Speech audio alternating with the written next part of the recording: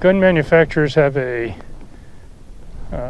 what I think is annoying habit of discontinuing high quality firearms.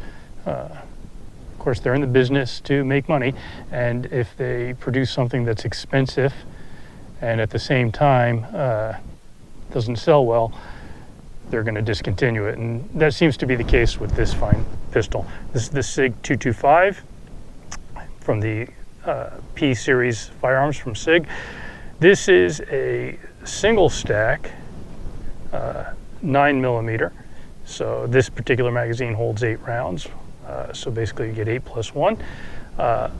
It's a relatively slim pistol. The barrel is under 4 inches. Very easy to conceal.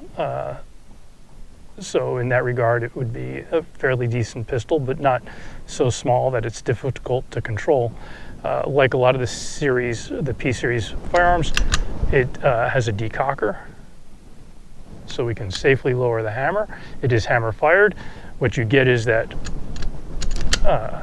very nice, crisp, single action press, but the first trigger press is a longer pull, still very smooth, very usable, and it can be done pretty quickly. Like many SIGs, this gun exhibits excellent accuracy despite its smaller barrel. It's very ergonomic. The trigger guard is large enough to accommodate gloved hands, which makes sense given its European ancestry, where it does get cold in the winter. It's just overall, it's a really nice gun, and it was in service in some form or fashion with law enforcement agencies in Europe. Just disappointing that you can no longer find them or buy them in America, at least not new. You have to go to the secondary market. Let's shoot this, see how it runs. All right, we've got a steel target about 20 yards away. We'll just take note of what kind of recoil we're getting out of this gun.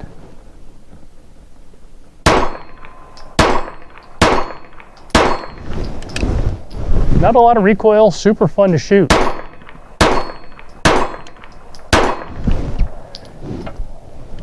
Really pleasant gun. Let's play around with some shots from low ready, see what kind of accuracy we can get at closer ranges.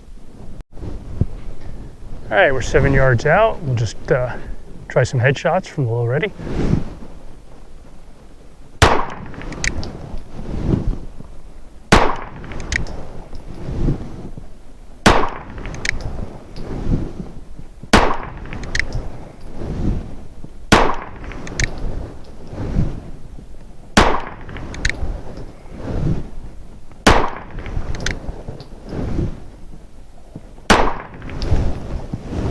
Nice. Let's go have a look. Not a bad shock rope, a couple of flyers left and right, but otherwise the gun shoots pretty well. Despite being discontinued, it's pretty easy to find accessories for the gun.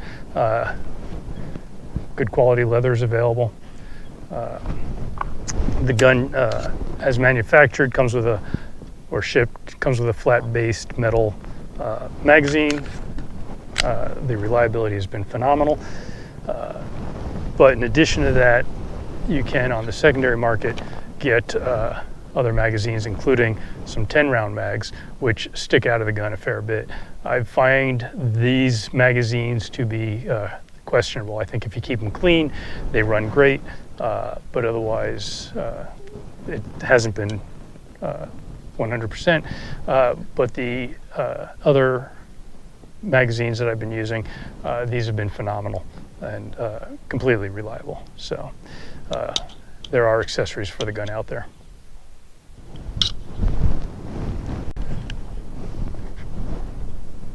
So overall, it's a pretty nice gun. I think in this day and age where we have Glocks and SIGs, the 365, the Smith & Wesson M&Ps, there's a whole family of guns that do what this gun does, but frankly, smaller and just as good or better with better capacity. What this gun does have is just kind of this cool factor, and despite being an older model, it's still extremely viable. from an economic point of view, a capitalist point of view, it's easy to understand why SIG discontinued this.